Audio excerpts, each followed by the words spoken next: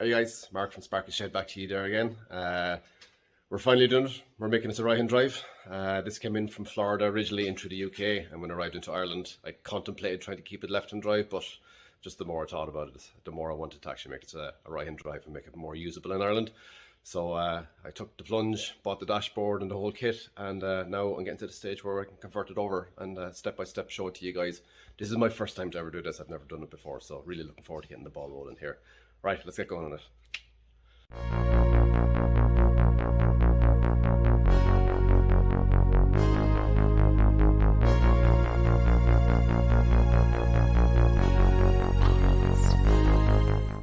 The reason I wanted to start this video now was because I'm just getting into the section where I'm going to be converting this from a left-hand drive to a right-hand drive.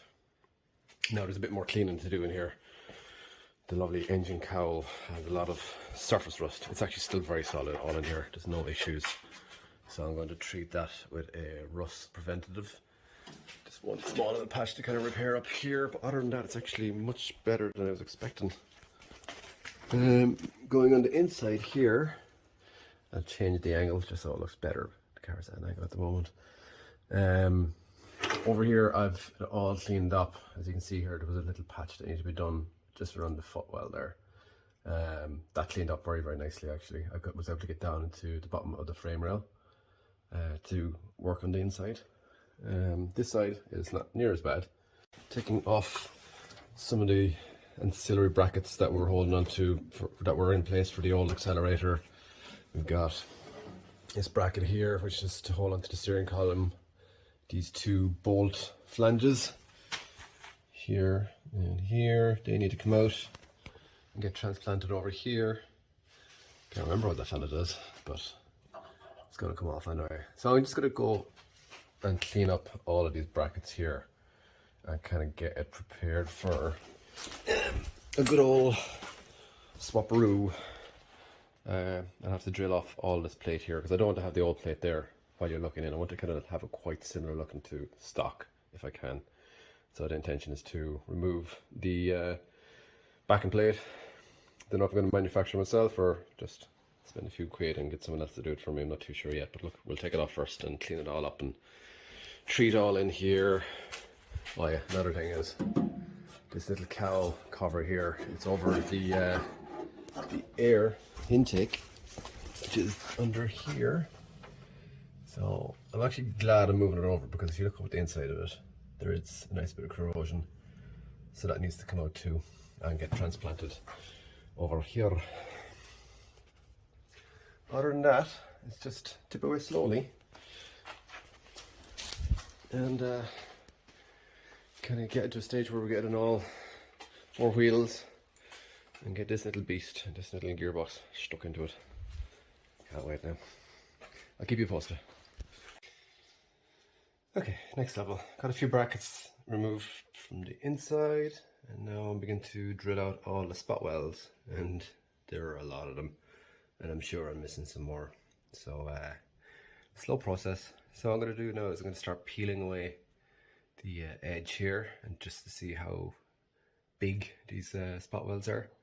And that'll kind of give me an idea.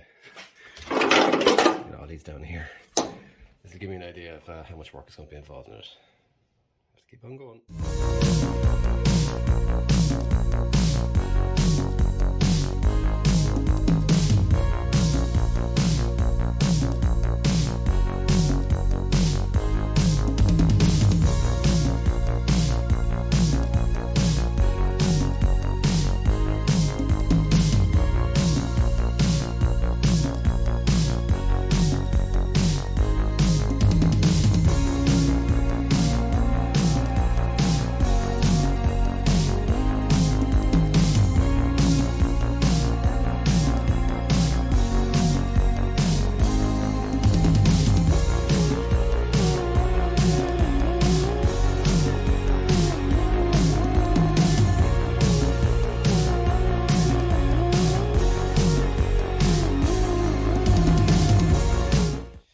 At last.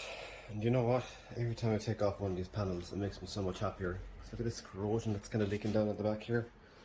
Obviously, water's getting in here. even just moisture, just making its way down. Chances are I'm going to be blanking off this completely anyway, because I wanted to kind of look like that side there. So okay, so we have that cleaned off. Now I need to turn my attention to the other side. One of the things I noticed there straight away is that there is the accelerator mount bracket. It's properly welded on too, actually, so you got a couple of tacks and then a couple of seam welds top and bottom. They don't want that to move. And then there's this third plate.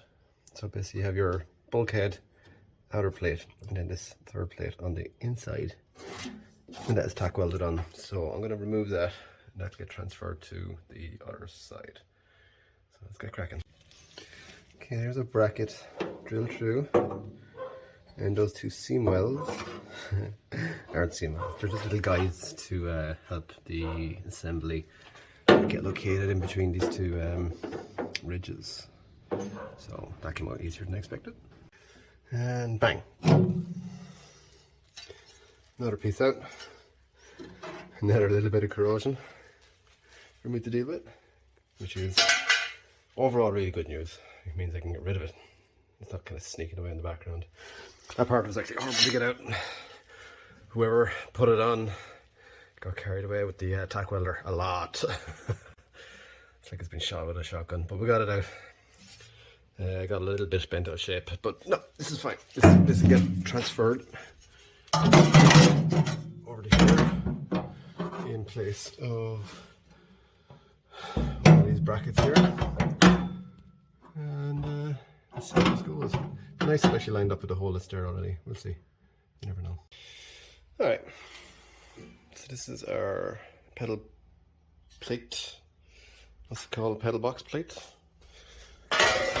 And as we can see here, we've cleaned off all this area, so there'll have to be a bit of rust treatment going on in here, just make sure that nothing carries on doing what it's doing. Then weld through zinc plate, and then we're going to put on this fella. You can remember the orientation. That way. So that's going to go on here. We've got to cover the exact same area as the previous plate, just somewhere like that. And then we just tack that from behind through all the little gaps that we have. Then we put a tiny little bit of nicely controlled seam sealer. Nothing like you've done in here, which has been a little bit trashy, but it's under a carpet, so I'm not too worried. But up here you're going to see it front and center at the engine, so I'll tape it and put a bit of seam sealer, and we should be golden. So I've removed these brackets here and here, as you can see, and I'm going to place them over here on this wall. What they do is they allow the back of the blower to mount fixed tight to the wall. 1, 2, no, I think it's a third one. Not too sure what this bracket up here is for. I'll figure it out in a few minutes anyway. But I'm going to bolt these on here now, and then I can actually start putting my blower in position back here, and then we can start getting an idea where it's going to be located. Unfortunately, I just found out that this is the orientation for this on this side. It does not translate over, so I'm missing this part. So I don't know if I'm going to become a fabricator of this, or maybe I'll 3D print an adapter over. I think probably 3D print an adapter over. We are tacked in, so we got our distance fairly right there. We just tacked in the two bottom ones as well. But what this is going to allow us to do now is to measure the exact location of where that butches up against the air intake, which we will rub from that side. Coming up. Ta-da! This gives you a good idea of where we lie now. So we got that bracket welded. This is the time to do it because we're all exposed up here, and we don't have anything paint-like in there, or sealer, or seam sealer, or anything like that when we're doing all this kind of work. Because we're going to be welding from one side and we don't want to be doing damage on the other side. So, 3 brackets in, and we have to figure that guy out, which is a job for another day, but I'm going to get, or maybe get one online, we'll see. happy days. So at the end of the last recording, I paused for a little bit just before I said I'm going to go to the next stage. Something kind of clicked just as I was looking at it. It's like, wait a minute, things are beginning to line up there.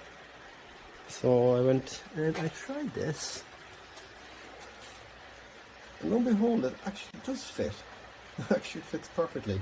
I don't know, it must be interchangeable, that the other fan is set back further than this fan, giving you the same offset when you flip it over from one side to the other, so it actually does work. Just needs to be pushed out a little bit. It's a little bit tight going onto the motor in all fairness, so I'll probably have to kind of give it a bit of heat relief just so that it doesn't crack.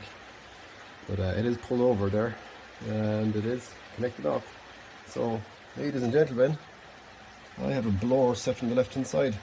Now what I need to do is mark it up there and then put in my little flange from the far side and mate it up against this, and hey presto, we can draw air. Pretty standard to the original design without much modifications, and we can start going over to a ride and drive. Woohoo!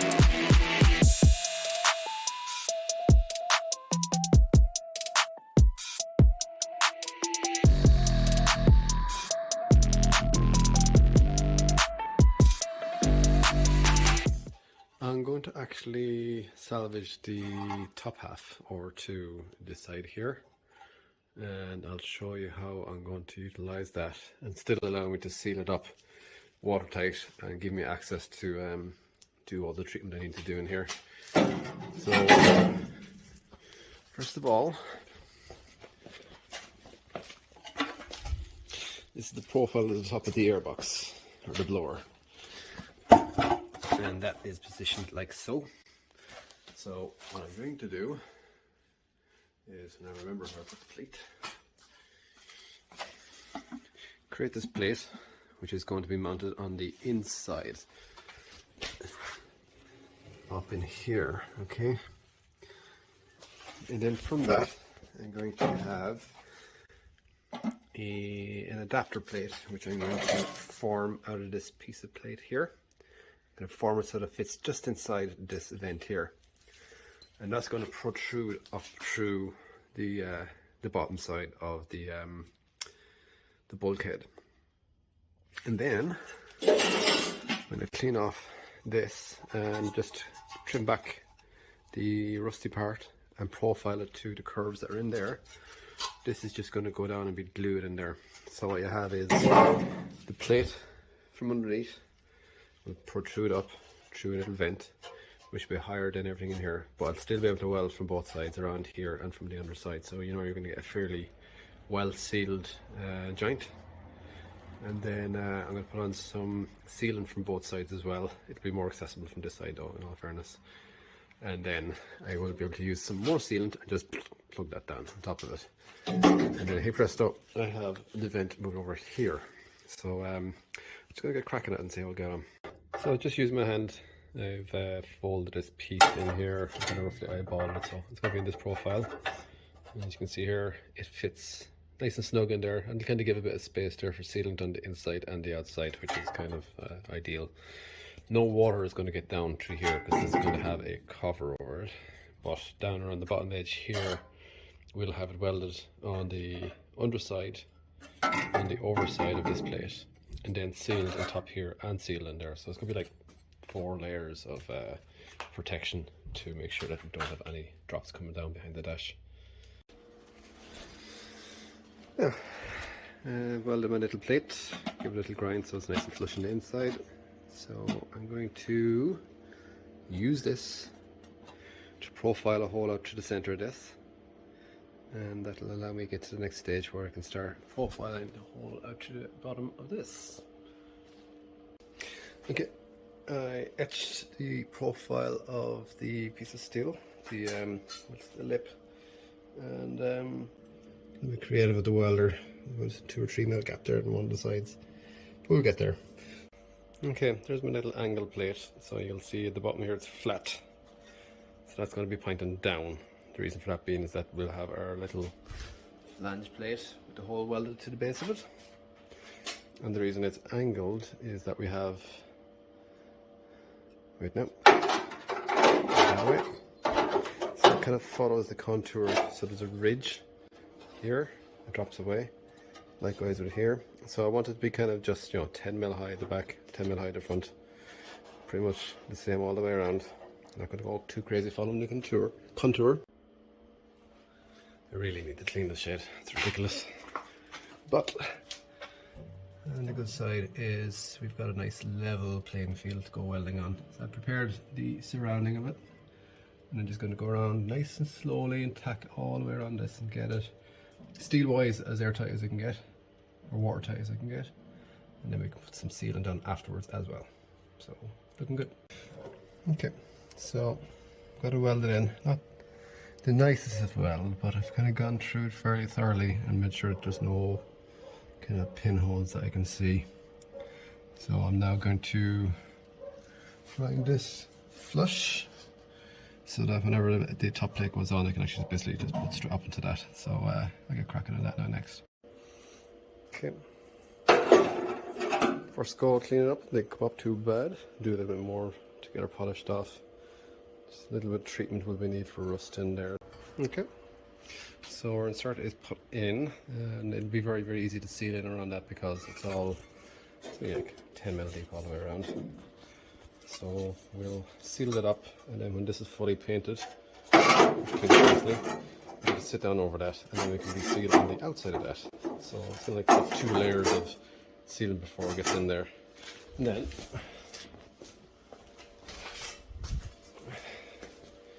this little bad boy will go on top here, and it'll have a little tab sticking on the back just to fully enclose that off, so no water can get into the car even when the fan is pulling.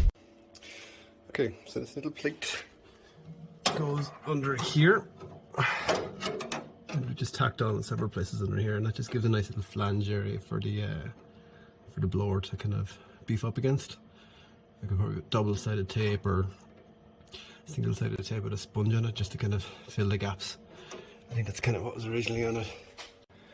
And just because I'll be kind of putting the plate over an area that'll be welded afterwards, I put some weld through primer on the inside here, especially back there, because the plate will be flanged up over that, and I don't want to have a kind of paint or untreated steel and then welding it and then having it corroded with moisture just build up on it. So this is going to be completely sealed off as well.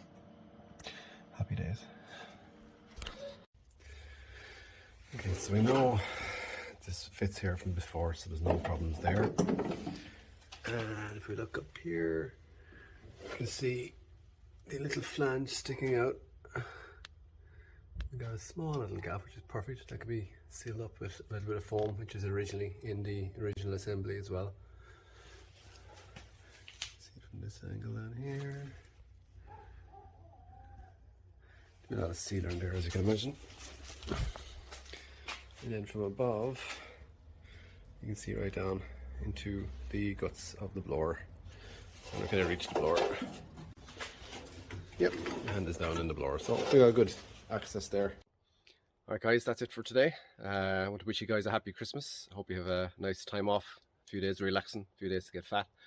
We'll get back at the next stage of this project in a couple of days. Listen, peace out guys, talk to you soon. Enjoy the holidays.